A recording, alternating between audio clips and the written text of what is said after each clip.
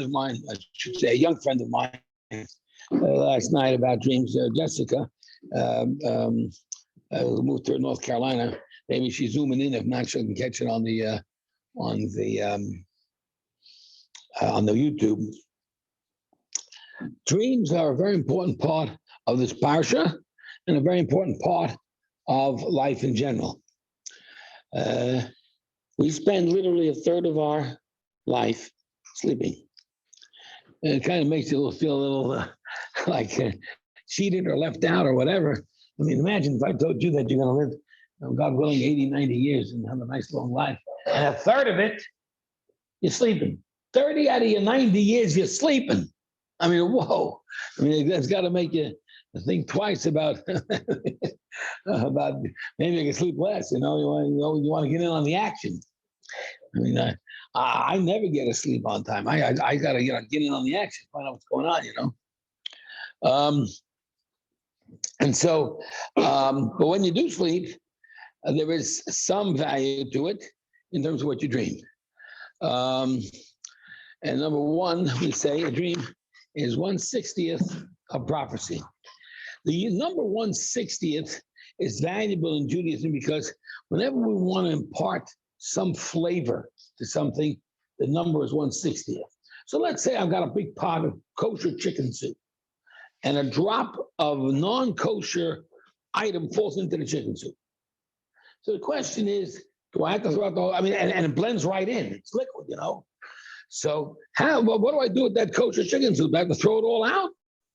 So the answer is, if the amount that dropped into the pot is less than 1/60th of the entire pot, then it's considered as if it has no flavor, imparts no flavor. The flavor completely dissolves within the kosher chicken soup, and you may eat it without a problem. But if it is larger than 1/60th, the amount that's spilled in, so then it does give off a flavor, and then it becomes forbidden. And since you can't extract the flavor from the pot, you got to throw the whole pot out.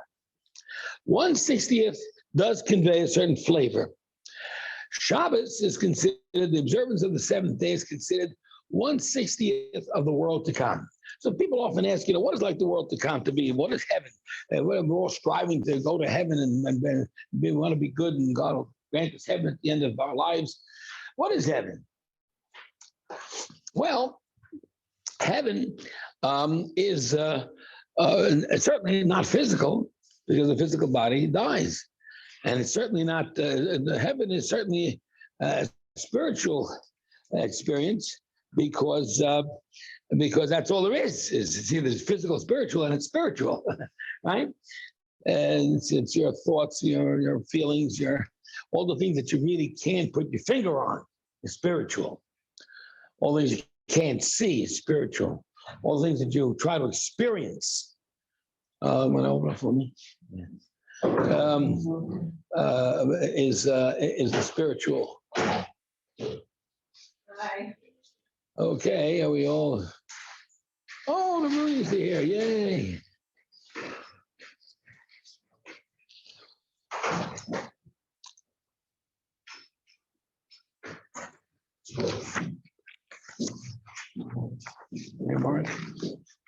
So the world to come, Lisa, and give that to Lisa, Yohan. Thank you.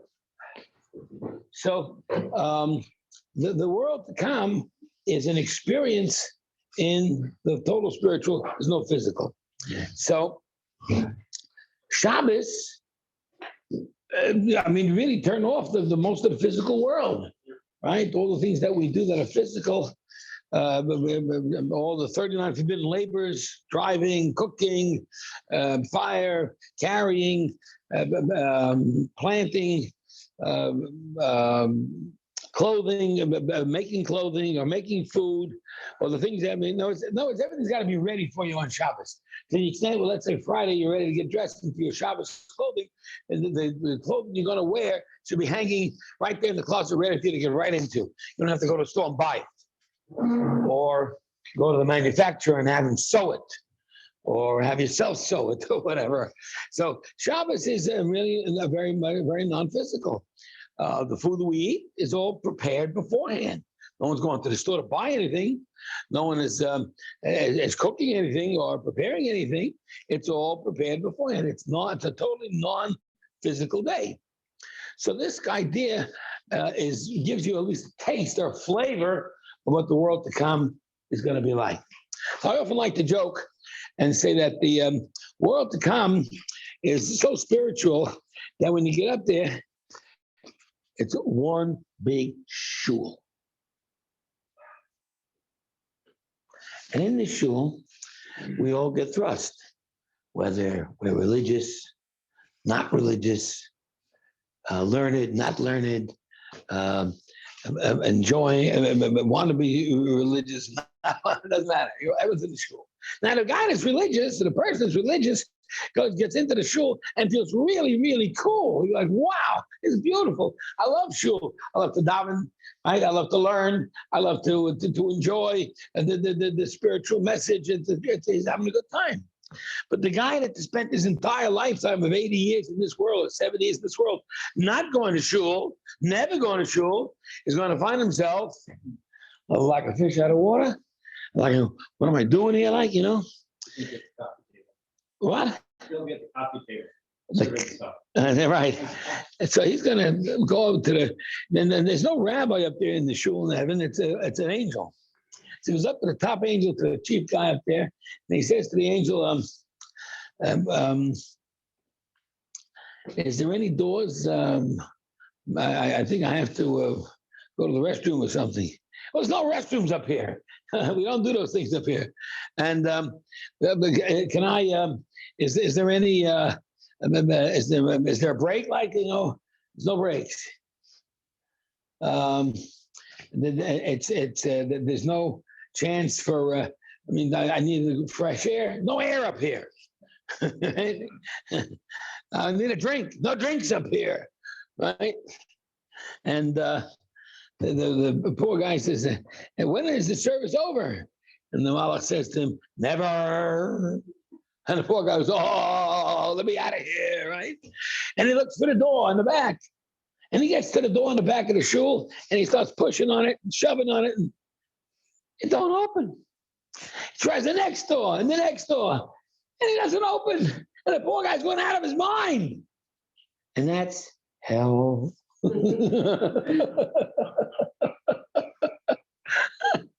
And so how we prepare ourselves in this world in terms of spirituality is what we're going to enjoy upstairs. So so when we talk about the spiritual, the taste of the world to come, Shabbos is 1/60th of it.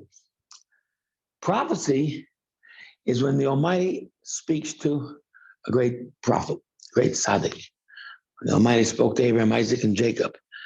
God spoke to Moshe and Aaron as they took the Jewish people out of Egypt. And God said this, and God said that. That's why everything is. God said this, God said that. How do you speak to God? So you take out your cell phone and you, hello, right? So I often tell the story that I was at a baseball game one time, and I had forgotten to pray the afternoon prayer, mincha. So I had to find a spot to daven. I have to daven after. I have to pray to Hashem. That's the afternoon prayer. Man has to pray 3 times a day. So I went ahead, and in going to the, I looked for a spot. And in those days, before cell phones, they had what is called phone booths. Who remembers phone booths? Somebody, right? So I walked into the phone booth, right? And I took 3 steps back, and I took 3 steps forward, and I began to pray. Baruch atah, and that appropriately I'm supposed to do. And midway, in the middle of my prayer, which I'm not allowed to talk, right? I'm not allowed to move my feet. Get out! I want to make a call. What am I going to do? The guy's rapping on the door. Get out! I want to make a phone call. So I had to think of something. So I picked up the receiver and I dialed HEAVEN. Right? And as I dialed it, I was talking. I thought, I'm talking to Hashem, right? And then when I was done, took my 3 steps back. So I opened out and I said to the fellow, and you can use the phone booth now. He said, no, it's okay, it's okay. I mean, that guy was freaked out. I mean, never saw a phone call like that in his whole life. Didn't see a phone call like that in his whole life. Yeah, the poor guy was freaked. He was freaked out, the poor guy.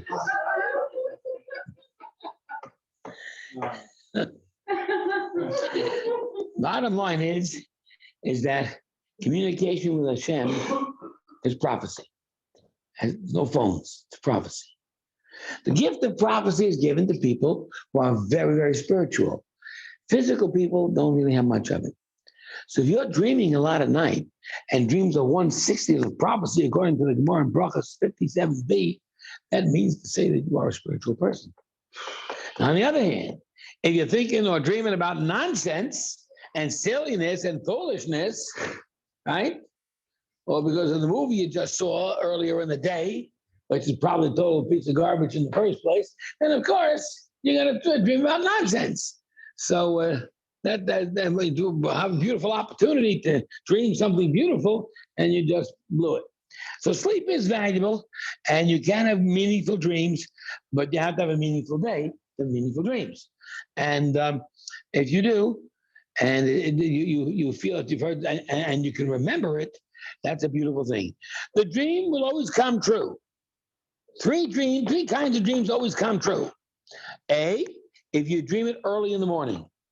In other words, if you're dreaming it earlier in the night or towards midnight, that oftentimes is forgotten and doesn't happen. But if you're dreaming something really late in the evening, towards the end of sleep, 4 or 5, 6 a.m. in the morning, that has a good chance of coming true. B, a dream that was dreamt by a friend for a friend, not enemies, right? If you dreamed about an enemy or an enemy dreamt about you, that ain't going to work. It generally does not come true. But if you dreamt about a friend, or a friend dreamt about you, and you're friends with each other, you have a good chance of that dream coming true. Number 3, a dream's message that was understood during the dream. That's a little harder. If you're having a dream in which you understand the message Hashem is telling you, He's communicating to you, it's prophecy, 1/60th of prophecy. Now, prophecy, of course, has higher levels. A dream is subconscious. But if you can have a prophecy in the middle of the day, that's a pretty heavy thing to achieve. And of course, our great prophets had that. Shmuel HaNavi, Samuel the prophet, and Eliyahu HaNavi, Elijah, Elisha, Yechezkel, Ezekiel, Yirmiyahu, Isaiah, Yeshayahu, all these people had great dreams during the day. But when they had them, they had to really release a lot of themselves physically. So in order for them to do that, they would oftentimes fall asleep in the middle of the day, but their dreams would be a whole lot clearer.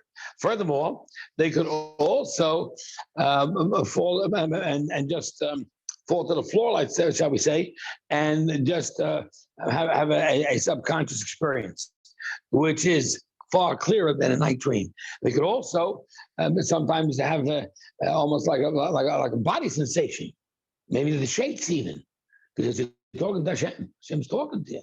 So you had that kind of experience, and these dreams, as I said, if they're night dreams, they're weaker than daydreams. But I will tell you that the greatest of all prophets, the father of the prophets, Nevi'im, who had the clearest vision, and that was during the day without a lot of body sensation and without a lot of unconsciousness, but clearly conscious, was Moshe Rabbeinu.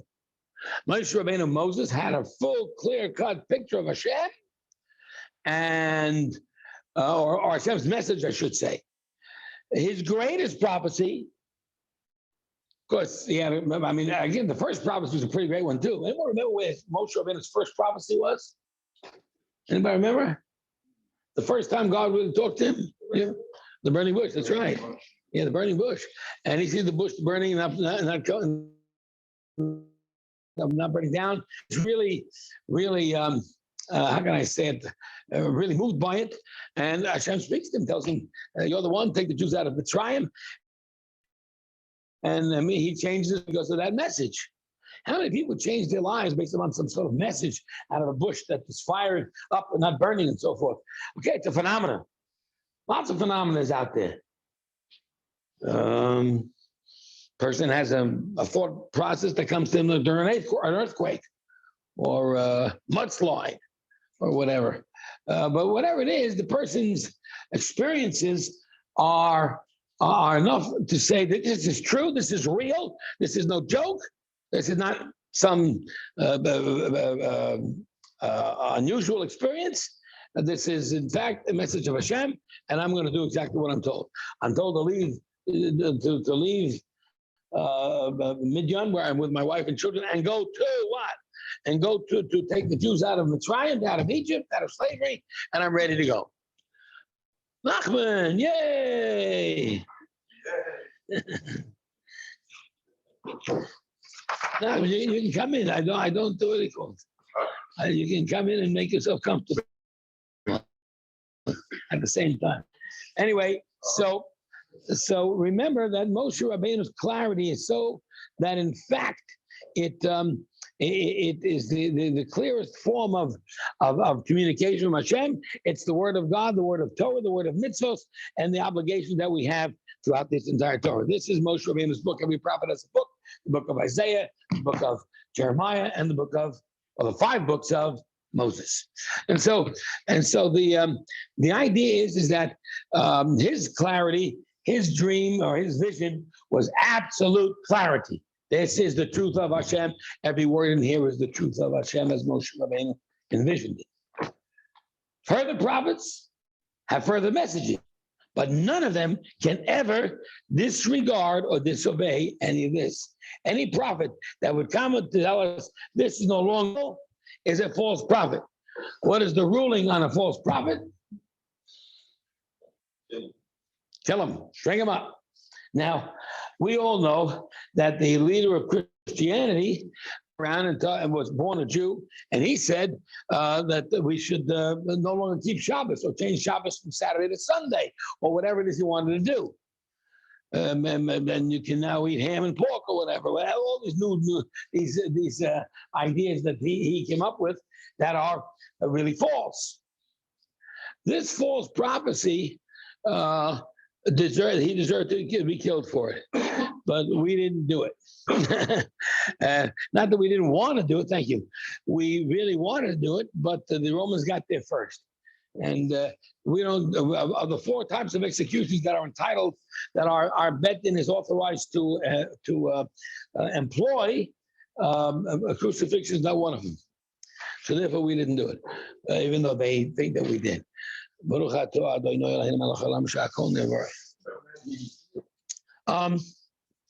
any event, the lowest form of communication from Hashem, of course, is this dream that we all have. And simple people like us, 1/60th. And as I said earlier, if it's early in the morning, or it's a friend, or it's you understand some of the message behind it, then you can pretty well rely that this might happen. Number 3, some say, many opinions say, this includes a dream which was dreamt a second time. In other words, if a dream is dreamt more than once, the same dream, there's a reality to it. So we're going to learn that in this Parsha, Joseph has 2 dreams. In the first dreams, he has these sheaves that are standing up. Actually, him and his brothers. Let's take a look at it inside the Torah on page on page 200. On the top of the page, sentence 5. Joseph dreamt a dream, and he told his brothers, and they hated him more. He said to them, "Hear, if you please, the dream I dreamed. Behold, we were buying these sheaves in the middle of the field, and behold, my sheaf arose and also remained standing, and your sheaves gathered around and bound to mine." That means that I'm going to be the king of the tribes. Now, there are 12 tribes, as you know, and the question always has been, who is the top man of the 12 tribes.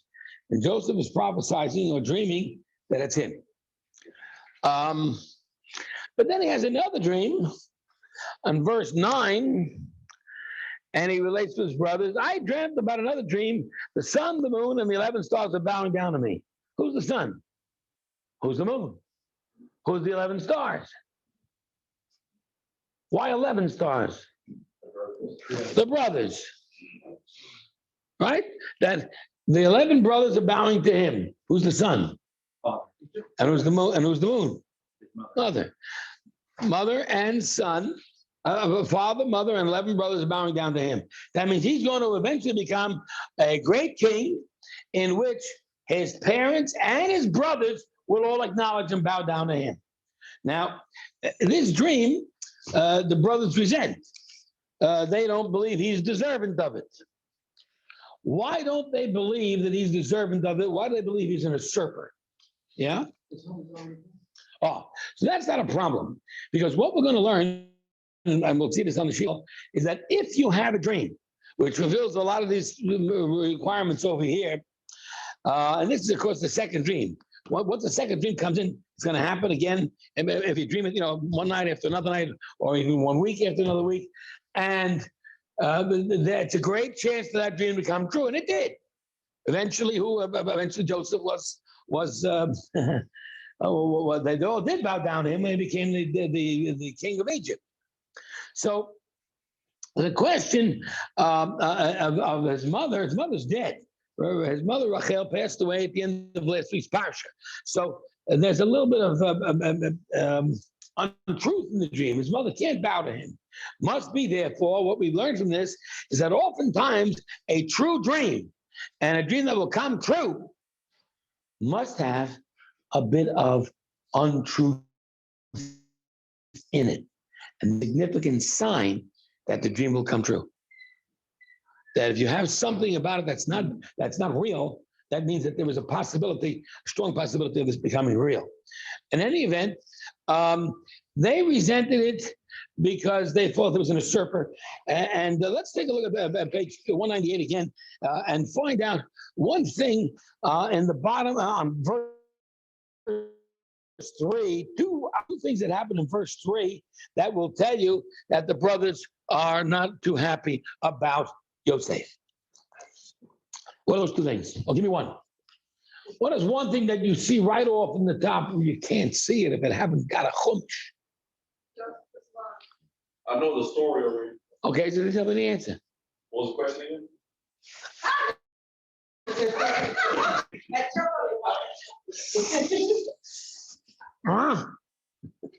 God loves you more than all of us. She saved you.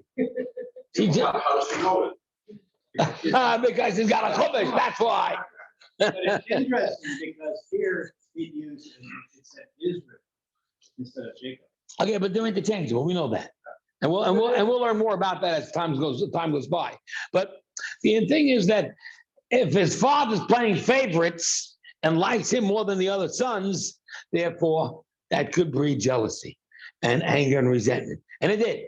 And we learned from that Yaakov did make a mistake. He really should not have. But why do you think he did favor Joseph so much? It says over there, reason is because he is his youngest son, a child of his old age.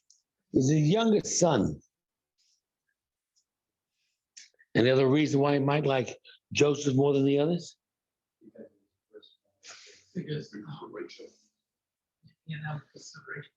Because Leah, he loved, gave him 6 children, but Rachel was his first love. And Rachel did not have children until she finally had Yosef. He says, Yosef is Rachel's child, the woman of his dreams, of his destiny. And so he loves Yosef. But it's also because a child old in Hebrew, the word old in Hebrew is zaken. And the word zaken stands for zeh kana chokhmah. He has acquired wisdom. There is a value to old age, to experience that is a wisdom level that young people, the smartest of them, cannot really achieve. And so when you bring up your children, You got your first, your second, your third, your fourth, your fifth, and on and on. Who do you think gets the best upbringing? No, the last. The first one you started just practicing, right? And then you learn, and then you try. Well, there's an inversion of that because first you're also very cautious. Correct, but the last one gets your best. Because if I've had my first child at 10, at 20, and my last child at 40, a 40-year-old's got a whole lot of knowledge and wisdom than a 20-year-old, right? And is going to make a whole lot less mistakes than the 20-year-old. So therefore, he is really spending, there's a great bond here between Yaakov and Yosef, in which Yaakov has this, and this is really how Jewish parents bond through learning. Father learns with son. And that's why he's a Zokin, he's Zekon Chochma, he's sharing wisdom with his son. Yosef therefore gets the best of Yaakov. The brothers resent that. Yaakov loves him the most. The brothers resent that. But one more thing in verse 3 is another thing that bothers. Another thing that bothers the brothers. What's that other thing in verse 3? And he made him a fine woolen tunic. He got the best coat and the best shirt and the best tie and the best. He got the best, right? He got all those colors and stuff. And so they resent him because of that as well. But in the end of the day, they resent him because they don't believe he is the right one for leadership. And why not? Well, for one thing, he's got a problem in verse 2. What's Yosef's problem in verse 2 that makes him, according to the brothers, unfit for leadership? Anybody? Why is he unfit for leadership in verse 2? Say it again. He's 17. He's a kid. Well, it doesn't say that. Yeah, it does. And he's tattling as well. He is, in fact, speaking evil about his brothers, which again causes another reason for resentment. But the point of his lacking of leadership is because he's 17, but it says something else about him besides the 17, which is similar in the very same passage. Well, he is the firstborn. Well, yeah, but he's the firstborn of Rachel. Well, wait a second. Okay, maybe that's their point you want to say. Okay, maybe that's their point. Fair enough. Okay, so they feel that he's younger. He's younger because he's not the first. He was the firstborn of Leah, and they all came before him did. It was simply chronologically. So that's another resentment.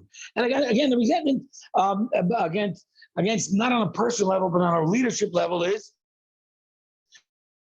that hey, he's not the first, as you said. 2, he's only 17. But 3, it says one other word in that passage. Got to look at it, folks. Learn how to look at it and read it. A word that gives off a problem about being 17. And what's that word? Youth. Oh, why did the Torah add the word youth there? He's not even a smart 17. He's immature. And they give a reason, Rashi gives a reason to prove that he was immature. What's the proof? He was playing with his hair. He was just playing. He liked combing on the hair and stuff. And everyone's got everyone loves to go to the barber. This way the barber can give him this kind of haircut, and that kind of haircut. This is the coolest, that's the coolest, and all sorts of other crazy things that people do at barbershops. And Could it also be said that that you know what it is? they use the word but? It is a signal phrase that indicates Where's the but? What does I say that? So that's a funny thing about that word but. I'm not sure it's accurate, that translation, because he adds that word but in almost as a commentary. That's not part of the original text. So I'm a little bothered by it. So why would they do it? Why would the author of this translation put in that thing? Because he probably looked at a commentary, and the commentary put that but in, which then would indicate what? That that's a problem. Right. His big youth is a problem, which means, but then it's repetition. So if he's 17, of course he's a youth. Why should it say 17 and a youth? The answer is there are more mature 17-year-olds. He's a youth. He's got a real problem, right? I mean, all of us have, anyone remember those teenage years? When you kids were younger, but when you were a teenager, I don't remember what happened yesterday, but I can tell you what happened. But I can tell you, I was a cut-up teenager. I mean, what teenager doesn't give his parents fits? I mean, it's just an interesting thing. When the kid gets to be 13, then it becomes crazy. Then it becomes 20, and it becomes normal again. During those 7 years, it's a miracle parents survive. And that's what I brought up 5 teenagers. Believe me, as we see all these white hairs here, that's how you get those 5 teenagers. Truth is that. Everyone wants to, it's a newfound phase in your life. You're physically mature, and you're mentally immature. I got a 15-year-old body, which is as good as any other mature body, but brain is like 5 years. Yeah, Right. I mean, who's really maturing, so to speak? And it's rare when you have a maturation level. And when I'm going to talk about that maturation level next week, if you remind me, and I will show you an amazing story about the rare maturation, how someone matures in an early age very rarely. But what name will call such people? But insofar as this is concerned, we have to figure that Yosef really is resented by his brothers and hated by his brothers. So when it comes to that second dream, let's talk about that second dream again. So once again, in verse 2, just to recap and review, he's got a problem that he's 17. He's got a further problem that he's a youthful 17. Plays with his hair. He's got a further problem, right, that he is bringing bad reports to his father about his brothers. Go to verse 3. He's got a further problem that he's the daddy's choice. He's got a further problem is that he's got that extra coat. And maybe even a 6th problem is that his father shares wisdom with him and learns with him that he doesn't with the other brothers. What is the issue involving the fact that he is hanging out with the children of Bilhah and Zilpah? Well, folks, who is Bilhah and Zilpah? handmaidens. The handmaidens, right? Those are the 2 women that came along with his 2 wives. And he had relations with them as well. He had 4 wives, in fact. And his 12 children are the product of 4 mothers, right? Leah had 6, and Leah had 6, and then each handmaiden had 2 each, which is 10.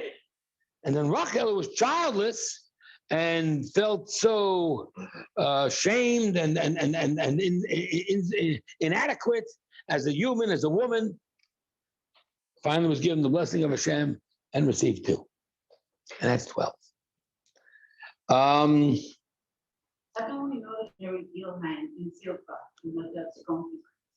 Well, they were concubines. I mean, he married them in a sexual sense. I mean, the idea of procreating through them is no different than Avraham procreated through Hagar and came up with Ishmael. And the point is that if they, for some reason, a woman cannot have a child, so she tells her husband to maybe, as Sarah told Avraham, to take this other woman and have a child. It's no different than any of these other things we do nowadays. Surrogate motherhood and all sorts of other, the egg there and sperm there and all these other things that the doctors do these days.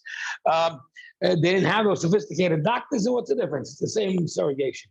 For their part, we explained that these 2 women were delighted to do it. I got a good couple laughs out of that. Why would they be delighted to do that when they're? It's awful. It's terrible, huh? Because what? These women had the opportunity to sleep with a tzaddik, with a righteous man, Yaakov Avinu. They had the opportunity to mother 2 tribes of Israel. That's their task. That's their God-given task in life. That's what they're supposed to be doing.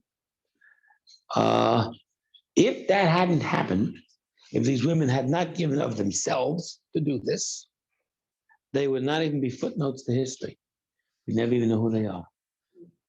Now, Bilhah and Zilpah may not be full-fledged wives like Rachel and Leah, but they have significance and distinction. That's why the names are here, for posterity forever. What they did was heroic. And in doing, I don't care about me or myself or my whatever. I want to be able to do something that creates and gives and contributes and affects history. And that's what Zilpah and Bilhah did. Anyway, it seems that Yosef hung around with them. And the reason Yosef hung with them, is that what it says there? He was with them all the time, right?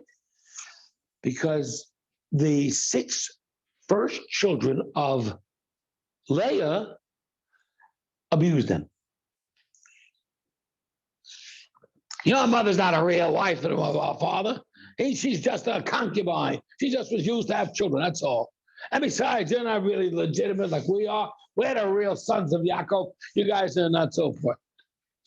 Now, they were wrong for doing that.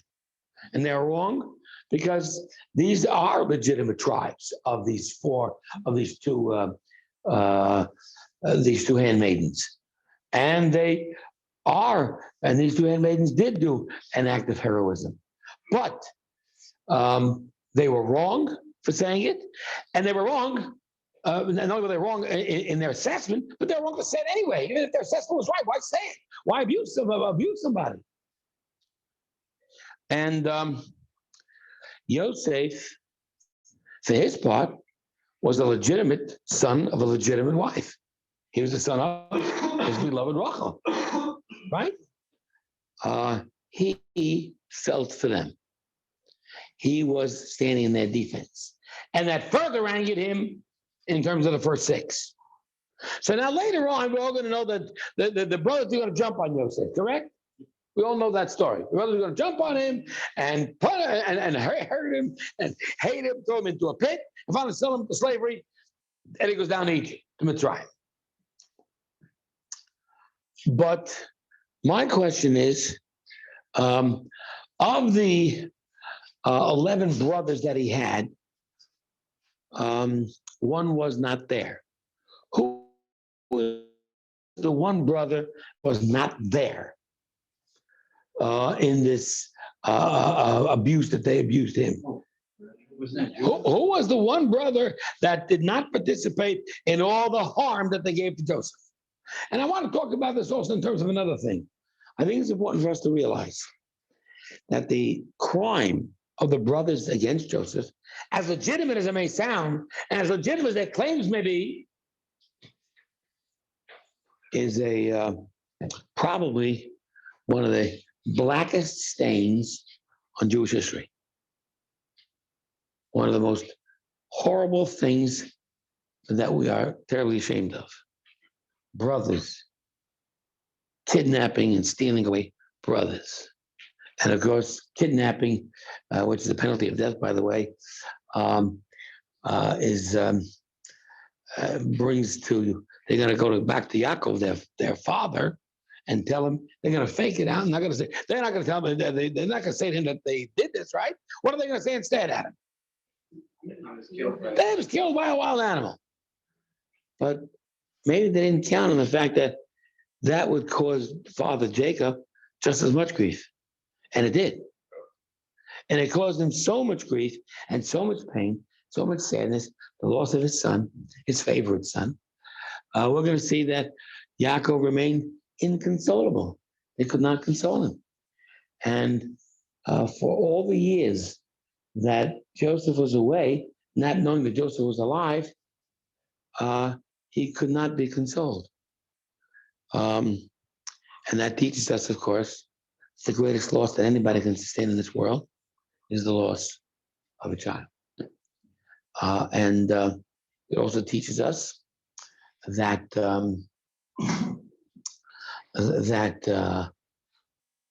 Yaakov, for his part, remained inconsolable, as we said. We're going to see that in just a moment. That he always harbored in his heart the possibility that Yosef was still alive. There was no body. There was a coat, many colors, a special coat, dipped in blood. And there's always that hope. Maybe he's still alive. And he kept that hope. So it's a kind of a sort of a real mixture of pain and suffering and grief and his always holding out hope. And we're going to talk about that in just a bit. In any event, as of now, what we do know is that we had once again 6 reasons or more that they hated him. Number 1, he was only 17, and the youth was 17 at that.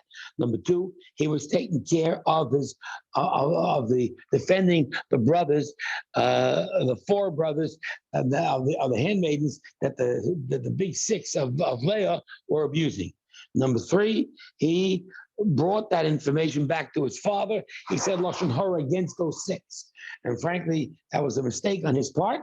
And there's no mistake. He's 17. You are what you are, but it's certainly a mistake. And you do a nice thing to help out these kids, these abused brothers, but you don't have to go bring it back to your father. It was a mistake on his part. So we have to, admit things are not always, completely black and white. Fact of the matter is that Joseph did the wrong thing. Saying lashon hara is never justifiable, even if it's true. Well, again, how would it help the person in this case? I mean, what could Jacob do really? How could he really change their attitudes and their minds? I mean, Joseph was still have to continue and try the best to defend them, but telling the father had no value. There's nothing he could do. And because of his heart, He lost an arm, yeah. He was repaid measure for measure. Correct. For each of the accusations he made against his brothers. Correct. Well, we'll talk about that. And in fact, before we end tonight, you'll mention those 3 points. Right. The fact that the brothers were that he said lashon hara against brothers, and then he also accused them of not eating kosher. Right. Yeah. Right. And then was the 3rd accusation. I don't remember anymore. The impurities. What impurities? In Potiphar's wife, they were going out of the scheme, if you will. Right. He said that that they were involved in inappropriate behavior with other women. He accused them of that. And we'll learn that those 3 were repaid measure for measure in just a moment. In any event, they got these claims on him. And of course, the problem is that Yaakov is favoring him. And furthermore, that he's just spending time with him, learning with him, teaching with him, bringing him better, right? And using this fancy coat. And so if you look at verse 4, it says that the brothers saw how much he was favored and hated him and could not say a word of peace to him. Is that correct in verse 4? Then in verse 5, we've got those dreams, and now there's more hatred. So you can make a list of hatred of reasons why they hate him. And of course, there comes the dream, and the fool, and again, I shouldn't say, I'm not allowed to say it, but not say Yosef is a fool, but Yosef makes the mistake of doing what? Of sharing those dreams. But the dreams will come true. The dreams will come true. Joseph will become the prime minister of Egypt, and the brothers will bow to him. So he asks them to have the dream in verse 7. And then they say to him, what do you think? You're a king in verse 8? And they hit him raw. Verse 9, another dream. And they hit him furthermore. And now in verse 10, he tells the dream over to his father as well as his brothers, and his father's unhappy with the dream. And the father says, this is a foolish dream because you want me and your mother and your brothers to bow to you? And the problem is, your mother. Your mother's dead. So what kind of foolishness is this? We're going to learn later on that every single true dream has to have an element of foolishness in it. And the brothers hate him further in verse 11. Let's read verse 11 together. So his brothers were jealous of him, but his father kept the matter in mind. What's the father doing? What's the father doing? His father kept the matter in mind. What does that mean to you, Ahuva? What did he do? What did the father do? What do you think he did, Yolanda? The father kept it in mind. What is he doing?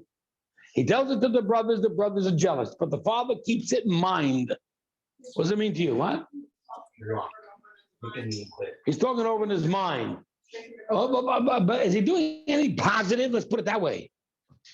Is he doing anything positive? The father has got to try to keep peace amongst his brothers here, amongst. So it doesn't say the father got jealous. It doesn't say the father, in fact, he should have been just as angry. You want me to bow down too? But he's not angry. He's not jealous. The brothers are. He, for his part, is keeping it in mind. What does that mean? Not forgetting about it. Huh? Knowing that it exists. And so a simple shot would be he's trying what? Right. But that's the best way of saying it. Shot. Basically, it's that he knows that Yosef is telling the truth. He does. He knows it. He senses it. He feels it. Maybe that's one of the reasons why he never accepted Joseph's death, maybe. But he knows that Yosef, for his part, is right. He knows this is going to happen. Particularly because, again, we said there's two dreams of the same ilk, one after the other. That again gives verification to the truth of this dream. And so this is going to happen. Sooner or later, where and when, I don't know. It's going to happen. He knows this. And so he's watching this. He's trying to tell the brothers that don't get too upset. Why shouldn't we be upset? He says, because He's a child. he's a child. It ain't going to happen. But inside his own heart, he knows it's going to happen. You see Joseph, you see Jacob, Father Jacob's how do you say it, his balance? He knows it's going to happen, but he tells the brothers, take it, play it cool. Because after all, his mother's dead. So relax. It ain't going to happen. So you see this dual reality that Jacob is trying to take. In any event, with all this hatred going on, let's take a look at our sheet for a second. Verse number 3. Some say this includes that the truth of a dream includes the dream which was dreamt a second time. We learn this from Yosef's explanation of Pharaoh's dreams in Breishis 41. That's next week. But we also learn it from here as well. Yosef told Pharaoh that even those two dreams were different, they really were one dream and being repeated. Yosef then told Pharaoh that the fulfillment of his dream would come quickly, which means basically it's going to come quickly for Joseph as well. And it does. At the age of 17, he sold into slavery. Number 4. Anna, read for us number 4. It is impossible for a dream not to have some untruth or foolishness. Okay, and that's about his mother. Correct? Number 5. Anna. Even though a part of the dream will come true, not all of it will come true. Which is once again the case over here. And once again, let's take a look at number 6, Yolanda. When Yosef dream that the sun and the moon and the 11 stars bowed to him. That was a reference to his mother, father, and 11 brothers. However, it was impossible to come true completely because his mother passed away. Still, his 11 brothers bowed to him in Egypt years later. Correct. Number 7. Arthur. This story also proves that a person may expect a dream to come true, even after 22 years. This is because the 11 brothers bowed to Yosef after 20 years after his dream. He was 22 years later, this came true, which means, of course, a very important lesson for everybody to learn. What's the lesson? The lesson is something happens. There'll be an after effect of that, of what happens, good or bad, and it may happen 22 years from now. But you need to be on top of your consciousness so that when you see that it's happening 22 years later, you'll know why. The point is that it's hard to project 22 years later. Younger people, I'm living today, tomorrow, the next, who's thinking about 22 years from now, right? And certainly when you get older, you don't think about 22 years later either. Everyone thinks about the present really more than the future. Okay, but the distant future, 22 years, that's the belief that we have to have. That when we see life turning around the way it does, let's say a person to Judaism at the age of 40, let's say. That's an example. Maybe that person had some sort of dream or revelation or some experience at the age of 18, but it didn't come true 22 years later. Things happen, they don't always have to happen immediately to be true. We understand that, we appreciate that. Okay, did you?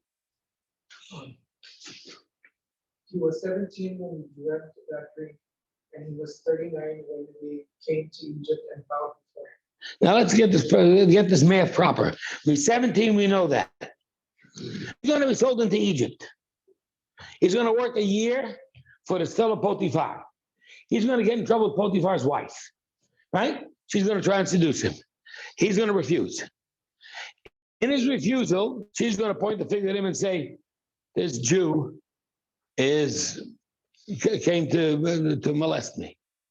So her husband, who had previously had trusted Joseph, right, is incensed with the man he trusted, who now betrays him and tries to take his wife, which of course is untrue, but he doesn't believe his wife. He doesn't believe Yosef. We're going to find also, by the way, a very interesting thing, when she does seduce Joseph and she gets him in a pretty vulnerable spot, Joseph, for his part, runs away. Now, why does he run? Why does he walk slowly? When someone is seducing you, you can't afford to run slowly, right? Because your own desires are aroused. You're only human. And so therefore, it becomes hard to resist.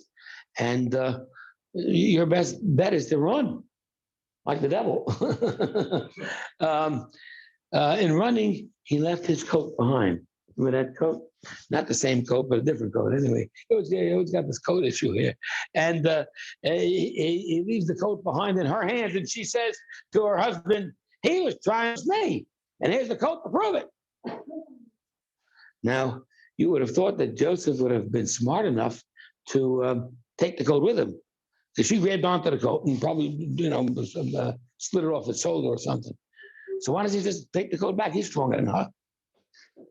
Why doesn't he just take the coat back and get rid of the damn evidence? He wants to go to jail? He wants to be away from there. He wants to be away. Okay. I don't know if he wants to go to jail, but he certainly wants to be away from her. He needs to get away from her. In any event, so they do throw him in jail. He spends 10 years in jail. And we have to believe that Joseph is going through a metamorphosis of his own in terms of refining his character. He has not had the best character with his brothers. He's complicit somewhat in misbehavior there. And 10 years, of course, he's complicit with Potiphar's wife too. Because we're going to find out in the story that he ends up in the house alone with her. And that happened. He knew she was alone. There was a big party, a big Christian event, maybe a Thanksgiving or something that were having over there in Egypt. A big Thanksgiving, big party, you know. And everyone went to the church, except she. She said, I'm sick. Okay, she stays home. Meantime, Joseph comes in the house to do his chores. That's not the smartest time to do the house chores. Do the gardening. Do something else. Don't get to the house with her. But he does. And that's his own temptation, his own humanity, his own needs, desires, whatever. And we all have them. We're all guilty. What we need to do is not put ourselves in that kind of situation. If you're going to walk down Hollywood Boulevard on a given night and expect to stay pure, that's going to be a tough job. Rabbi, Yes, sir. it doesn't sit right with me. It feels like all it does is breed weakness in us. Well, we are weak. It's reality. I don't know if I necessarily agree with that. Well, maybe you're stronger than us. I don't agree with that. I mean, I think I mean, we all have our own personal battles and our own personal struggles. Everybody has got an evil inclination. Everyone's got a good and positive inclination. And they fight within ourselves. No one is immune from desires and sins and wrongdoings. And the only thing you can do is try to make your good need, your good desires overcome your bad ones. That's all it is. That's what life's all about. No one's tzaddik, perfect. Everyone's got all sorts. I mean, listen, I just got on the computer and I pressed these buttons here and there, and I just won $100,000. I look further into it as I'm pressing on buttons over there. Not that I know what I'm doing. You understand, right? Maybe technologically impaired. And as I go further, I find out that it's given to one fellow named Tzvi Black. I'm Tzvi Black. But somehow or another, I got it.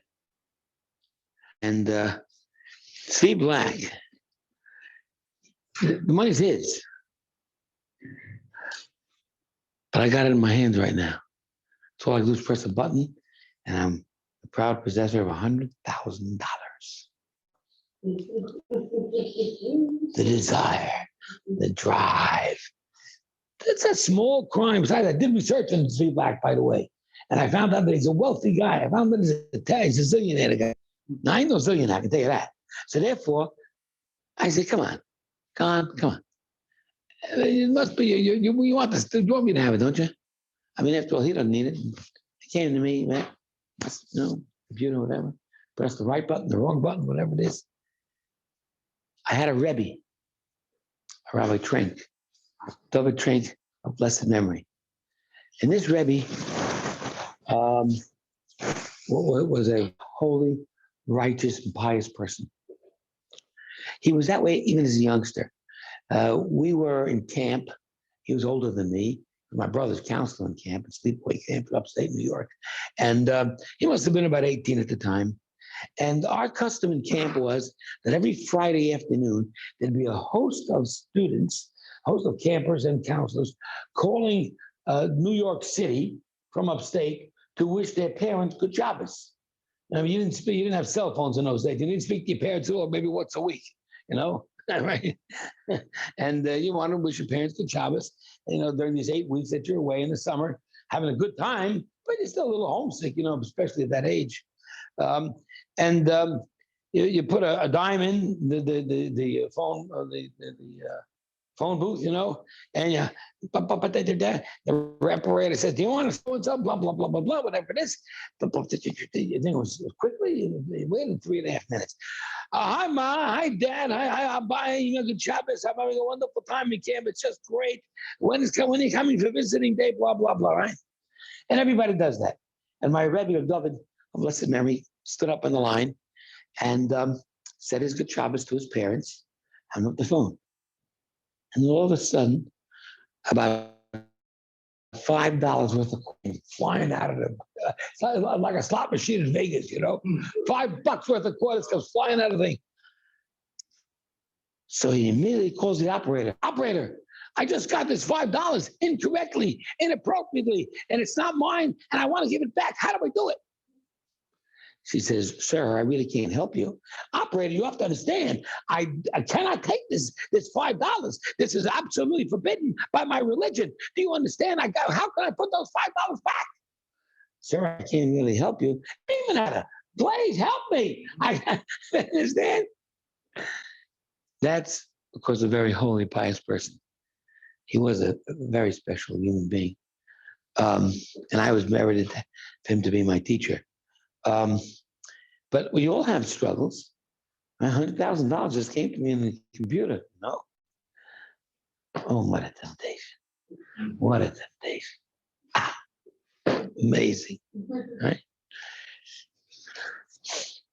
I just went I bought a pizza, $15. And as I walk away with the pizza, I forget to pay. And they don't bother. Maybe they forgot, maybe they neglected, they ignored, right? And they're out $15 because of me. I don't figure it out till 3 days later. Oh my God, I forgot to pay, You go back and pay the $15. Oh, come on, they forgot about it already. These are all the challenges we have in life, right? This man has this woman fawning all over him, right? And pawing all over him. And it's free. And who's going to know the difference? And he's tempted. What stopped him? His realization of Hashem.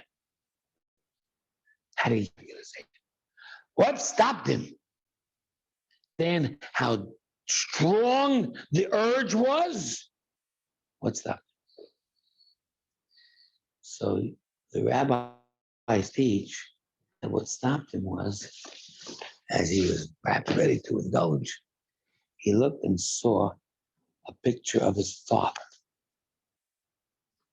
and how his father would feel if he committed such a horrible crime of taking another man's wife. And that stopped him. Now, it's true, he was blessed with a great father. He was blessed with Jacob. And he was blessed with a father that spent all those years teaching him, those first 17 years. And he was blessed with a great upbringing and a great childhood, albeit all the other issues that came along at the time. And he had this sense of his father, and his father's thousands of miles away in Israel, and there's no cell phones, and there's no communications, and there's no any phones, and he doesn't even ever see his father again, right? But his father is still, his picture of his father still fresh in his mind, that he shouldn't make a mistake in himself. In any event, he gets thrown into prison. But he spends 10 years there trying to fix his character flaws. Oh, yes, he's a hero, no doubt. But he's got character flaws. He got himself into trouble with Potiphar's. You shouldn't have walked in the first place. Mistake. He got in trouble with his brothers. If you had a dream, don't tell them. They're doing wrong. Doesn't mean you say Lashon Hara. Correct? So there are character flaws he's got to correct. He corrects them through the 10 years of imprisonment. 10 years of imprisonment humbles you, hopeful message, and you realize your mistakes, and you're ready to move on with your life in a better fashion. Okay, we'll get to that a little bit later, and how that all pans out. In any event, let's go to the actual tragedy, and we turn to page 2. And the brothers are going out to shepherd the flock, and Jacob, Israel, tells Joseph, go out there and look at them and find them.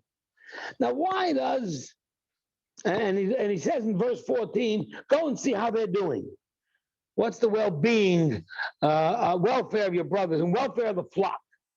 And return to me, and so forth. And he finds in verse 15, who asks him where you're going, what you need. And in verse 16, he utters immortal words. What are the immortal words that will ever be remembered in Jewish life in verse 16? The most important words in verse 16 that will forever be remembered. Well, that's what he said. What did he say? Who said that? Yay. I seek my brothers. Do you hear that? Do you hear the beauty of that statement? I seek my brothers. He wants to make up with them. He wants to do right. He realizes he's a mess. Okay? However, as he approaches in verse 18, they see him and they want to kill him, inspired to kill him. Tell me the 2 words or the 2 points in verse 18 that show you that they did this in a wrong manner. They didn't want to kill a guy. Why do they want to kill a guy? They feel they have a legitimate right to kill him. What's the legitimate right to kill this guy? There's a Jewish law that says revolter in the kingdom deserves death. Now, he thinks he's king. We know for a fact he's not. We know for a fact that it should be Reuben, as you said, the leader of the first of Leah's sons. Now, with regards to the first of Leah's sons, I have to tell you that the first of Leah's sons, Reuben, got himself into trouble. And then the other 2 sons came after that, Shimon and Levi, they got into trouble too. So they transferred over the leadership to number 4. Who was number 4? Yehuda. And that became forever and ever the leader of the Jewish people. Judah becomes the leader of the Jewish people. And after all the years of wandering and loss of the tribe of Israel, what's the one tribe that remains that we're all a part of? Judah. Yehuda. We're Yehudim. We are Jews. How did we get that name? How do we get the name Jew out of Israel? Because we got the name Jew out of Judah. Okay. So in fact, Judah says, I'm the king, not you. And I do believe if you check it, would you kindly, let's take a look at 18, right? They want to kill him. Verse 19 of him. Huh? Say it again. What'd you just say? He had not yet approached. What's that teach you? That he was far. What does that teach you? He didn't have a judgment He didn't have a chance to defend himself. That's right. Beautiful. Do you hear what she's saying? That's why every word in the passage means something. Doesn't tell you a story. There's a reason why I told you he's far. Because they had a claim, and maybe even a legitimate claim, but they went about it the wrong way. They did not give him, this is his day in court, frankly. This is Joseph's day in court, frankly. And they didn't give him a chance to defend himself. That's why it's important to remember. My father would always teach this in verse 19. Verse 18. He was far. And before we got a chance to come close, they already had the decision made. We're going to kill him. So in 19, they make fun. They say, here's this dreamer coming. And 20, let's kill him. Throw him into a pit. We'll say that an evil animal ate him, and it'll be done with. Now, Reuben, who used to be the leader, but no longer is, heard about it. He saves him, and he says, don't hurt a person. Don't, God forbid, commit a violent act. Not that he doesn't deserve it, but why shouldn't we do it? He deserves it, but why shouldn't we do it? Why does he say not to hurt him? Because he is. He doesn't say he's not guilty. Does he say not guilty? He doesn't say that. Because he is our brother. That's correct. Come on, guys, think.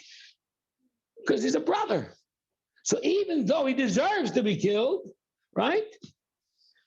And why does he deserve to be killed? Because he's a revolter in the kingdom. Who's the kingdom? Judah. He thinks Judah, and that's the battle at the end of the day. Judah versus Joseph. That's the king. That's the battle. And so,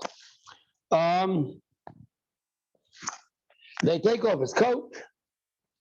And Reuben says, "Don't spill his blood." Verse 23, they take off his coat, and they take him and throw him into the pit. And the pit has no water. He's going to die. What do they do in verse 25 that's absolutely abhorrent? Why is that abhorrent? Why is that disgusting? Why is that terrible? We know that. But they didn't. They didn't care. I mean, you just committed a man to death. Doesn't that bother you? You can just go home and have a party that night. You're a judge on a case. And in judging the case, what do? You had to condemn a man to the electric chair. And you can go home that night and eat dinner? And face your father too, which they're going to have to do, face the music. The bottom line is that their behavior is abhorrent. For as much as we claim, we gave 6 or 7 claims that they had against Joseph that were legitimate, what they did is absolutely abhorrent. What they did was a stain, an eternal stain on the Jewish people. And this has to be something that we have to deal with as a people. In other words, through the centuries and through the generations, as God will punish us from time to time for our sins, what is the worst thing we can ever commit for which God will punish? That's the sin of not having peace with your brother, arguing, fighting, getting into battles and disputes. That is unacceptable to Hashem. That's unforgivable. And we as a people have to admit mistakes. We're not perfect. We have to own up. And that's why the story's here in the Torah to teach you this message. And so they eventually sold him into slavery. Can you tell me in verse 26, whose idea was it to sell him into slavery? Verse 26. Whose idea? Yehuda once again. It's Yehuda is the man. And remember this. When any of one of the brothers will stand up and give an advice, they may not listen. For instance, Reuben, we said, was the oldest, but we said he lost his leadership for a problem that he had. So therefore, when he said save him, they didn't listen. But when Yehuda said sell him, they listened. Yehuda's got authority. And so it'll come down in history that there will always be this confrontation of leadership between Yehuda and Joseph. And how this gets resolved will, of course, necessitate your attendance here next Thursday and the following Thursday and so forth. How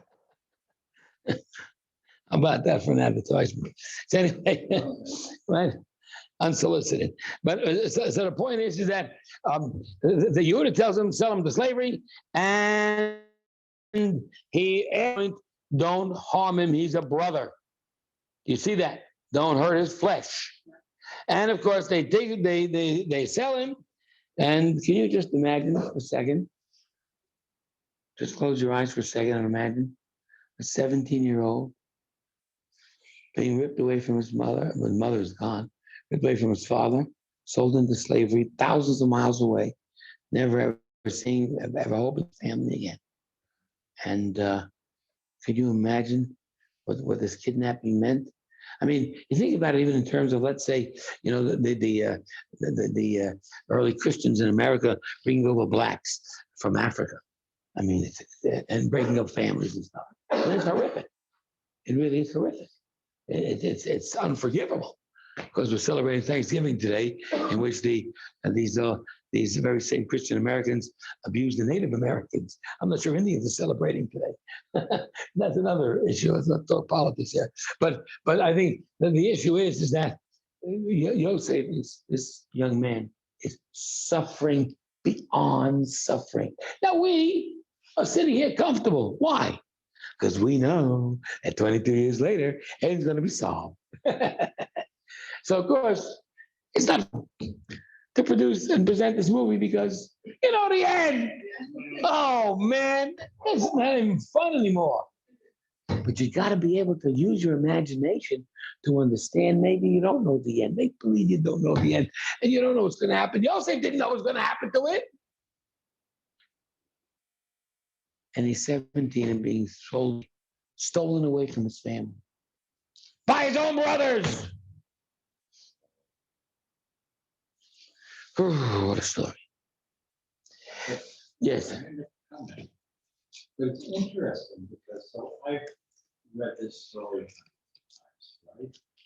And it was interesting because we talk about the caravan of Ishmaelites. Well, what were they carrying? What were they carrying? I don't know, they're carrying stuff. They were. It was a, what do you call it? There was a caravan of merchandise that they were selling. Export, import, they were making business, whatever it is. Correct. People talk about that. So people talk about, the commentaries talk about that they were carrying sweet merchandise so that Joseph shouldn't have to suffer. He's suffering the fear and the humiliation. He doesn't have to suffer physically. They did not abuse him physically. That's well said. They whatever products they were carrying were not offensive, didn't hurt him. Physically, Hashem protected him. He was not harmed. He was not whipped. He was not beaten. Right? In fact, he was in the midst of a very sweet smelling. Imagine going into a perfume store or something. So Hashem's bringing him. And that's got to give Yosef, and you're saying very well, that's got to give Yosef a lot of thought. Hashem, I mean, I'm in Hashem, so my father's taught me for 17 years I was there. So I'm suffering the tragedy now of being sold into slavery. But I kind of feel that even though I'm so scared and so frightened, but Hashem is protecting me. You ever go through a crisis in life and feel that even though there is a crisis, nevertheless, there's some sort of protection that could be so much worse? I could be beaten, I could be whipped, right? So that's a great point you're bringing up, Mark. That's a brilliant point. So in any event, they come back and they tell, in verse 29, Reuben comes back to save him. He's a final. He tears his garment. By the way, tearing of the garment is always a proper response when you are faced with a loss, particularly a death. And so they come to the brothers. And he says, "What's going on here?" And of course, they take the coat of many colors, 31, and slaughter a goat. Dip the coat in blood, bring it to father in verse 32. Is this the coat of your son? He says it is. 33. And my son's been eaten up by a wild beast. Doesn't say my son is dead, but my son's been eaten up by a wild beast. Yosef has been torn apart. 34. What does Yaakov do in case he's dead? Tear a garment. That's what you do when a loved one is lost. You tear a garment. Yes. And one thing, why do you tear the garment? To show that human life is far more important than possessions. Yes. Again, Please. I believe it's verse 28, we find the price. Correct. There would be 2 pieces of silver each for each brother, which the commentaries, I think it was Rashi said, and that's the cost of the covenant. I could be, which of course, I'm not sure. It would have to be meaningful if Yosef understood that. And maybe he didn't understand it, now maybe understand it later. But once it's understood, again, you see in God's hand. So, we do not. We wear on laundered garments. That's true. We don't have freshly laundered garments for those 9 days of Tisha B'Av. But we do not tear. Tearing is only the loss of a relative, the death of a relative. Yeah. Or the first thing you go to fall. So when you go to the wall, we also have, that's correct. We do have a custom to tear a garment when you see the site of where the temple stood in Yerushalayim at the western wall. That is correct. Yaakov tears his garments in verse 34. He mourns his son. His sons and daughters in 35 try to comfort him. He refuses to be comforted. Everyone see the refusal? And the refusal, of course, is the refusal of the real belief that he is hopefully still alive. Yet, during that time is enormous grief. We will learn in next week's Parsha, not even next week, we'll learn it in 2 weeks from now, as the story unfolds in the next few weeks, we will learn that the refusal to sold kept him in such a despairing state that he could never access another prophecy until he discovered that Joseph was still alive. And of course, then he could be happy again, which means that you can't access prophecy or dreams or anything positive in the world unless you have a happiness. If you have something that makes you sad, you cannot access God. It's as simple as that. In any event, let's just skip over real quick to chapter 39. On page 212, Yosef comes to Mitzrayim. He's bought by Potiphar. In verse 2, please go with me quickly and follow me. Yosef is very successful. And his master sees that he's successful in verse 3. And he's so happy with Yosef in verse 4 that he makes him the boss of the house. And being the boss of the house, Yosef immediately rises to a high level of the job, which makes somewhat tolerable his situation, realizing again once God is with him. In verse 5, does everyone see God's blessing? Everyone see it? You see God's blessing in verse 5. God's with him, and God's blessing him. And as a result of that, he's blessing the Egyptian Potiphar as well because of Yosef. So if you've got someone in your midst that's blessed by Hashem, you'll be blessed as well. Hang out with blessed people. Okay? Anyway, he has this problem with the wife. Of course, the other problem in verse 7 is that Joseph's doing. Sometimes that is a curse more than a blessing. Of course, he was very good looking to see him play with his hair. Right? Important in person's looks, you know, right? The guys like to do with their hair. The girls for sure like to do with their hair, right? And of course, the hair is, everything that to make you feel look.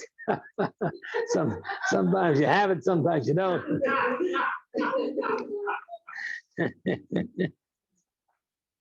Well, maybe that's why a married woman should really cover her hair for that purpose, you know, because the hair is so beautiful. Anyway, and verse 7, she's looking at him, she wants him, and she says to him, "Come sleep with me." Verse 8. What's the first word in verse 8, everybody? The first word in refuse and verse 8. The first word in verse 8 is refused. He adamantly refused. Now, that word in Hebrew is vayemo'en. Vayemo'en is an adamant refusal, not just any old refusal, an adamant refusal. And it has a special tune to it when it's read in the Torah. And it's stressed.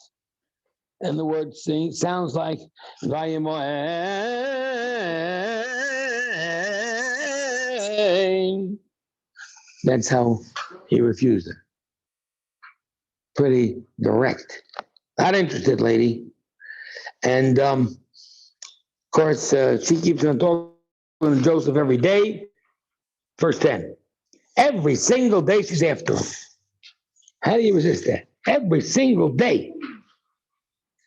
And of course, he comes into the house on a day when no one's around in verse 11. Everyone following me? Not going too fast? You with me? Okay, verse 12. Next page. She grabs his garment. He says, sleep with me again. He leaves the garment and runs out. Some say that he did become very, very aroused. Many say that he became so aroused that he was very near to complete the sin, and he ran out like the devil. Ran out like the devil just struck him. Run as if you saw a ghost or whatever, Anyway, he runs out, and she claims he's the fault in verse 14, and he sends him into the prison. Let's go skip down to verse 23. Verse 22, I beg your pardon. No, verse 21. Hashem is with Yosef even in prison. And in verse 22, the prisoner, the head of the prison, gives him the job of being the top man in the prison of all the what do you call it? Of all the prisoners, right? 23, he gives everything over to Joseph, and Joseph is successful, brilliant, talented, charmed in everything he does. Even in prison, he stands out. And somehow or another, the Almighty is with him, but he's in prison 10 years. At the end of the Parsha, the baker and the bartender have sinned against the king of Egypt, and Pharaoh's angry at them and throws them into prison. And they're there in prison with him. And in prison with him, okay, verse 5 to 18, they have these dreams, and each one has his own dream. Each one has his own interpretation. What does it mean? Each one has his own dream. Each one has his own interpretation. The baker and the bartender, right? The butler in verse 5. It means to say the following: each one has his own dream. Each one has his own interpretation, right? Right. So by having my own dream and having my own interpretation, what do I need Joseph for? Joseph's supposed to be the one who's going to interpret him, right? He's going to distinguish himself by interpreting this great dream. He's going to tell the baker what's going to happen to him, and the butler, the baker's going to die, and 3 days the butler's going to be restored to his job.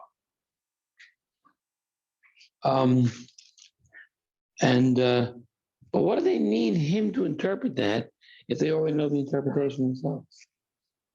They won't see that in verse 5. Every man dreamt his own dream and his own interpretation. Each one his own dream on the same night, each one according to the interpretation of his dream. So the answer is, the rabbis teach us that each one had his own dream, but each one had the interpretation of the other. I knew what I dreamt, but I know what happened to the other guy. He knows what he dreams. He knows the other guy. Kind of like dreaming for a friend. Kind of like dreaming for a friend. Exactly. They're both in the same boat, and I know what I dreamt. I don't know what it means, but I know the dreamt. I know what that means. So the butler knows that the baker's going to die. The baker knows that the butler's going to survive and go back to his job.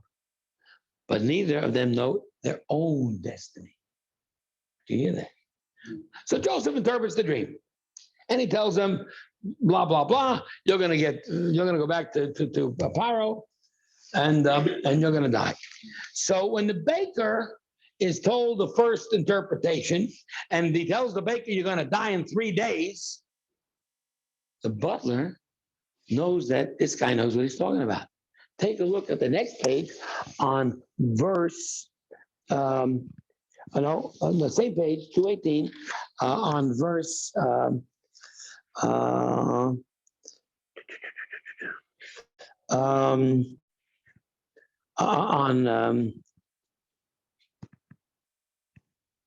Let's see. Let's go to verse 9. He interprets the dream properly.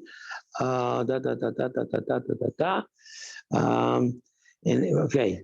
So let's go back. Let's go to 220 then, and verse 20 and verse 16. Top of 220, 16. And the baker saw that he interpreted well. What does that mean? That he interpreted accurately. He told the butler exactly what's going to happen, and the baker knew that. So he said, "Okay, let's hear my dream now." He goes, "You guys, you're going to die." Anyway, and that's what happened. Now, turn back to page 14, to page 218, verse 14, where he says to the butler, after he tells him that you're going to be, in fact, in verse 13, take a look. He says, in 3 days, you're going to get your job back. And 14, he says, please remember me. I just did you a favor. And do me a kindness. And remember me to Pharaoh and get me out of here. Want to see that?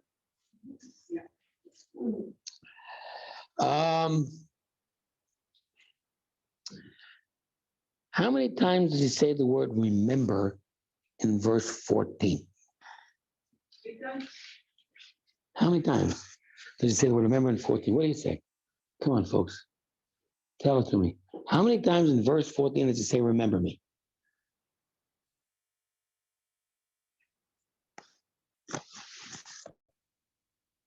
4 times. Who said 4 times? Find them for me. Verse 14, I see twice. 2 times. You see twice? Think about me each one. Okay, and the other one is? Mention kindness. Well, that's think about me.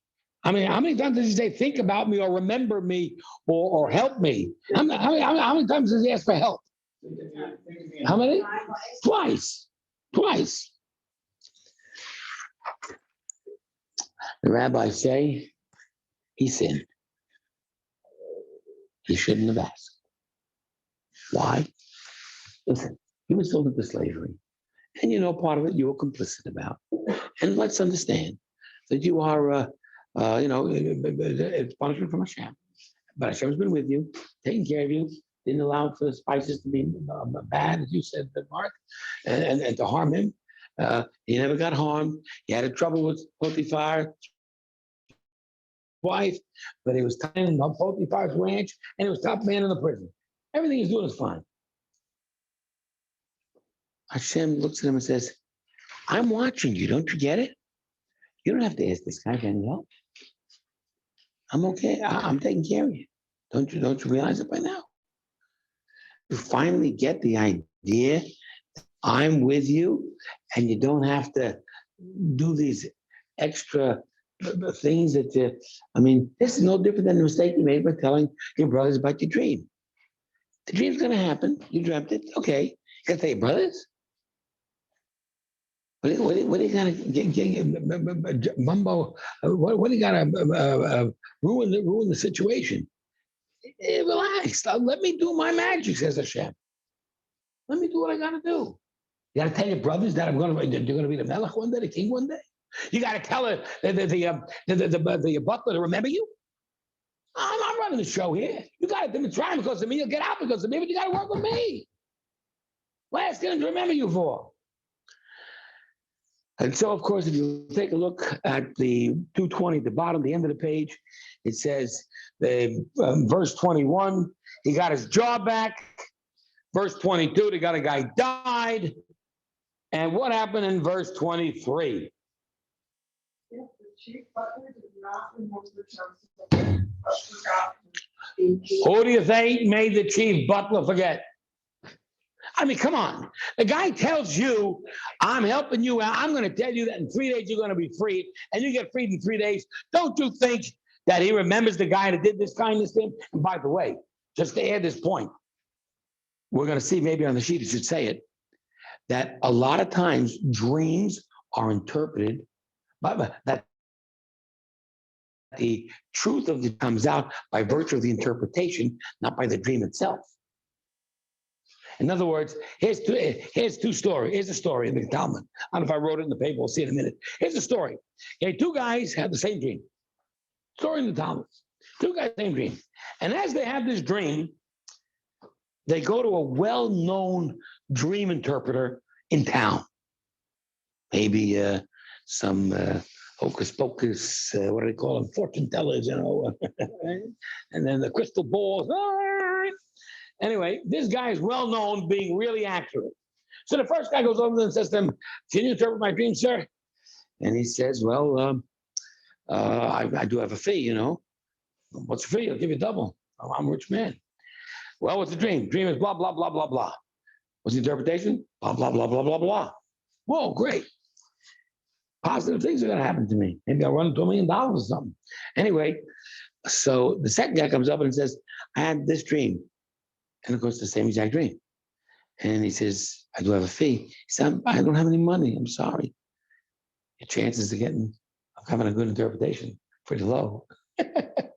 And he gives him this horrible thing that's going to happen, and it happens.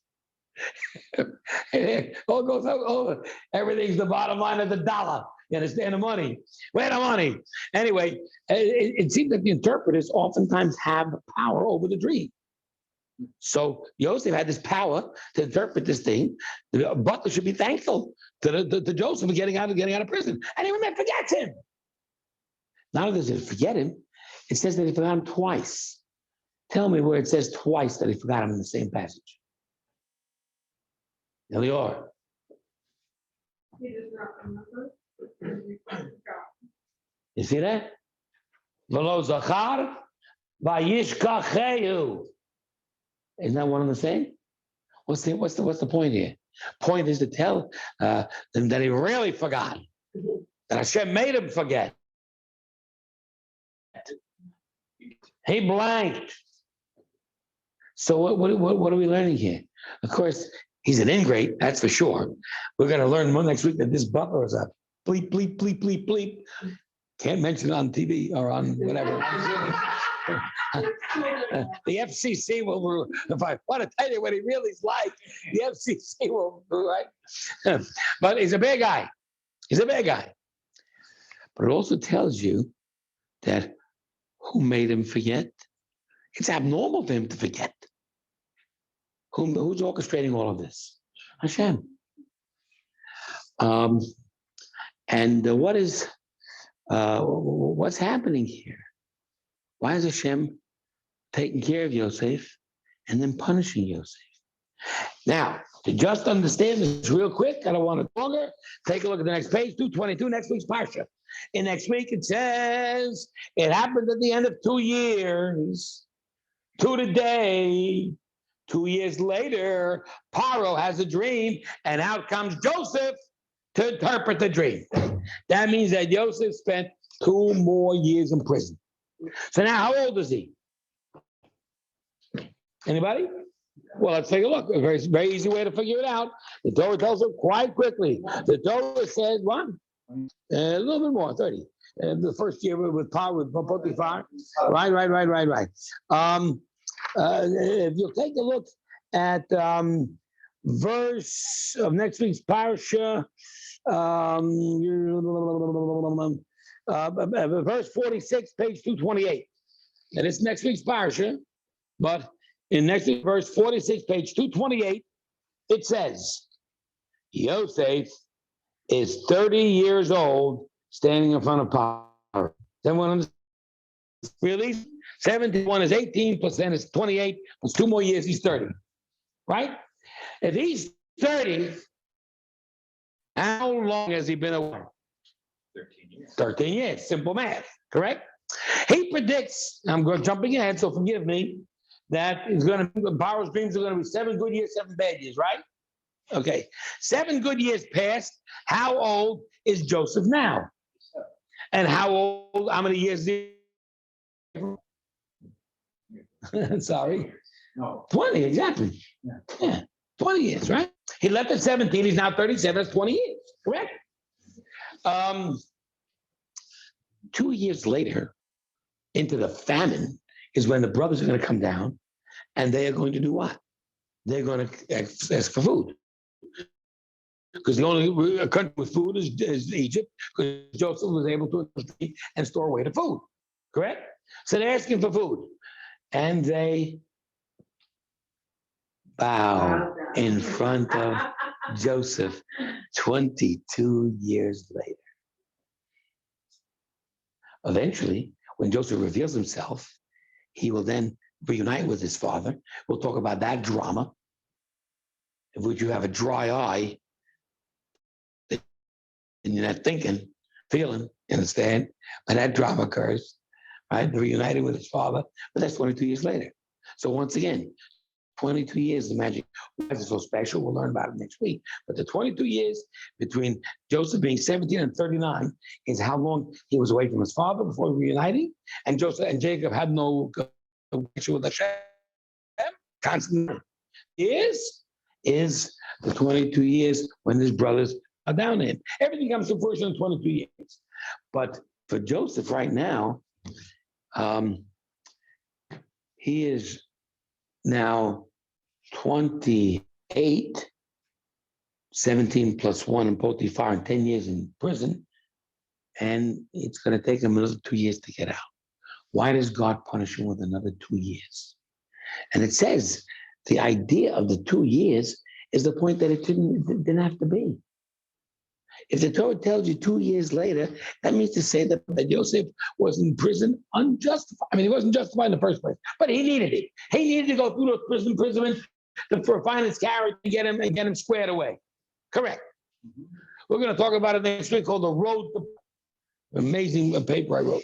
But in the meantime, I do say so myself. but in the meantime, what's amazing here is that Joseph needs another 2 years imprisonment to be really refined.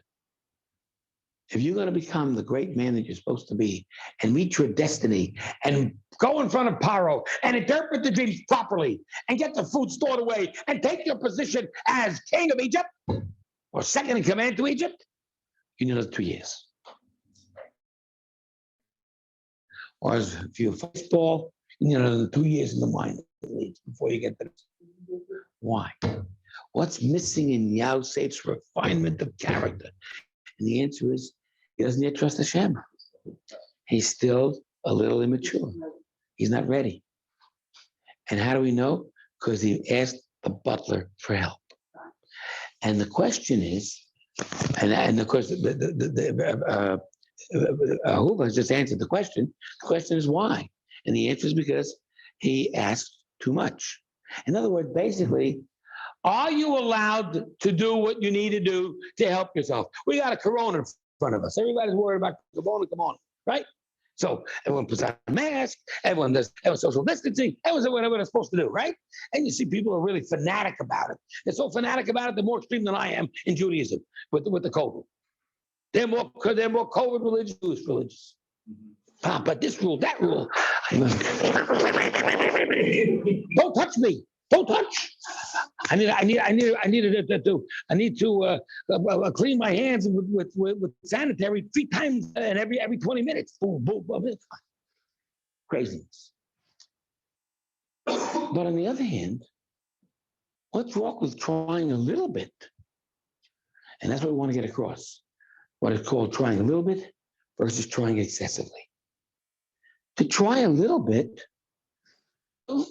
you should try your best to stay healthy. You should eat healthy, drink healthy, not like me, right? Don't do what I do, just do what I say. Right? Don't drink Coke, whatever, right? But I mean, all kidding aside, the fact is you should try your best to do what's appropriate. Does that mean that if you go to a doctor to get healed, or if you take appropriate medicines or pills or whatever, that you're not trusting in Hashem? Is that what it means? The answer is no. You should do your best to try. Yosef was right to try to ask the butler. And what did he do wrong that was excessive, Ahuva? That you shouldn't have done. That you shouldn't have done. Say it once. That should be sufficient. Do your best. and let it go at that and leave the rest to Hashem. So the question arises, I've got this specific illness that's really serious. And I go to the doc, and the doc says this, that, and that. Should I get a second opinion? Yes or no? Is getting a second opinion proper effort or improper effort? Is getting a second opinion doing the right thing, trusting in Hashem, or is it not trusting in Hashem? Of course, we would say over here that due to the number 2, we would say not. But I'm not sure that's completely true. Maybe you should have a second opinion. Maybe you should. But a third or a fourth or a fifth? That's a little excessive, wouldn't you say? Yosef was excessive here. Help me, remember me, be done. A second time, that's excessive. So that's excessive. He's punished for 2 more years in prison because he said the word remember twice. But wait a second, that's not fair. The first time was legitimate. So he should only be punished with 1 year extra in prison. Why was he punished with 2? You want to know why? You want to know why? Yes. Yeah. I'll give you the answer free of charge. Come back next Thursday.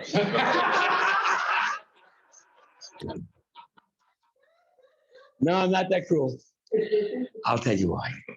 Because if you do ask a second time and you do get excessive, it means that the first time you weren't trusting in God in any event. Okay, Rabbi, there's a question for you, because you teach us. Moshe Rabbeinu had to pray every single day to go back into Eretz Israel. And it took how many times before Hashem said, finally, don't ask again? Correct.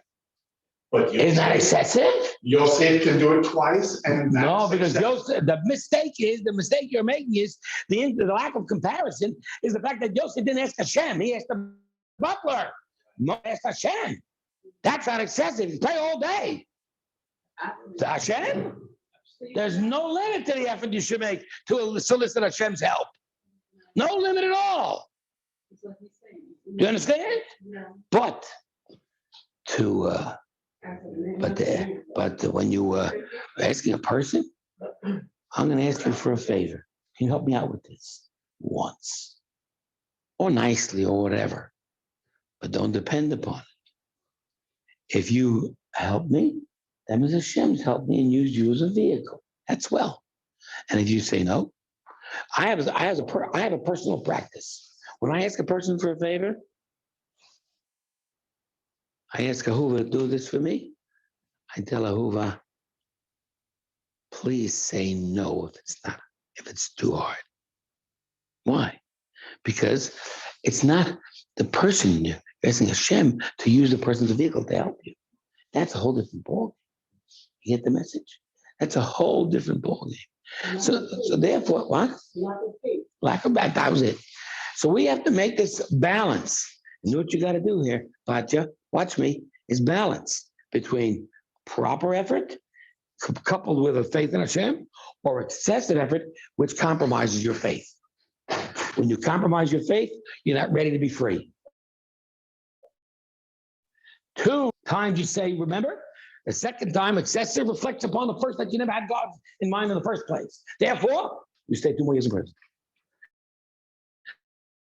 By the time you're 2 more years in prison at next week's Parsha, at the age of 30, where do you see what a different man he is and how he rises to the position? Imagine we talked about Obama or Trump as having no experience in government before becoming president, right? What experience does Yosef have?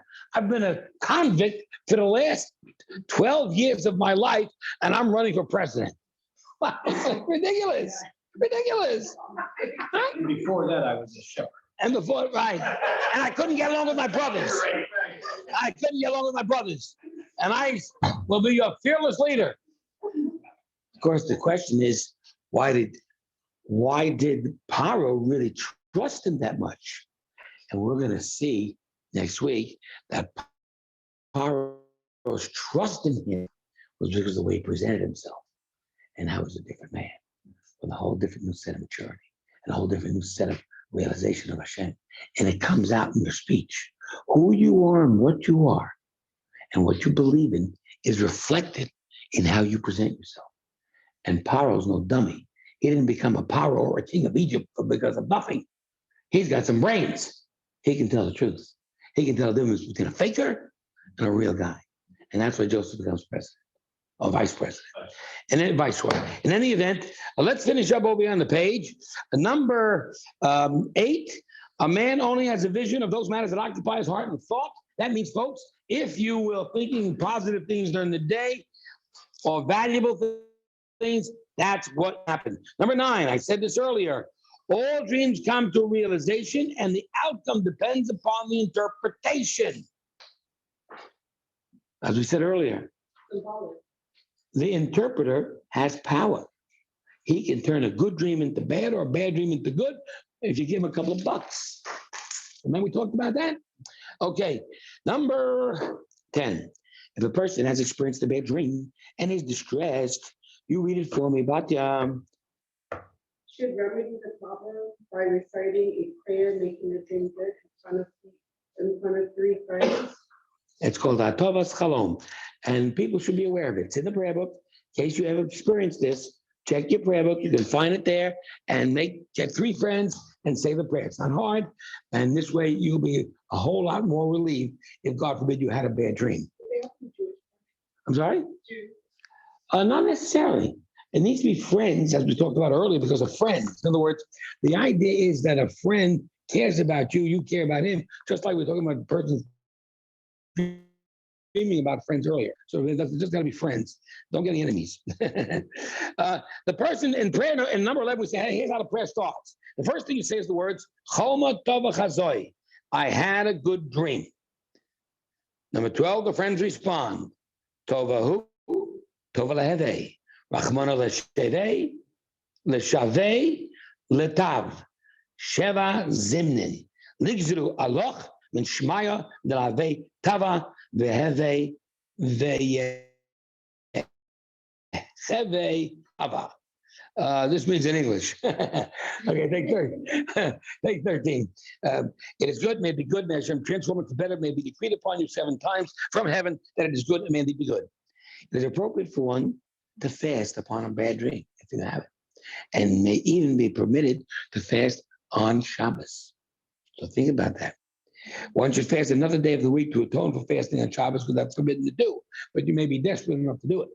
So again, we're trying to be sensitive to everybody's feelings here. We've all had bad dreams at one time or another. Is that correct? If that's the case, folks. Know how to respond to it. That's what the sheet is for you to keep, to know what to do in that situation. Okay, number 16, a negative dream which causes sadness is bad enough sometimes that the dream doesn't have to come true.